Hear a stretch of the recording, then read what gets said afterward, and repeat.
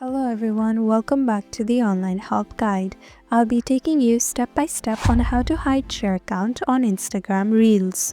Let's get started. Start by opening Instagram on your device.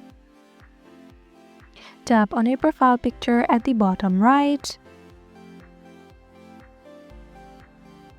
Select the reel that you want to hide the share account in. Tap on the three dots above the reel. Tap on Hide Share Account. By doing so, others cannot see the number of shares you have in the specific reel. And that is how to hide share account on Instagram Reels.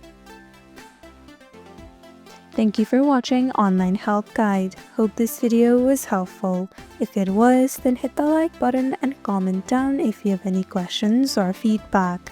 Also, if you're new to our channel, subscribe and hit the bell icon so that you don't miss our upcoming videos.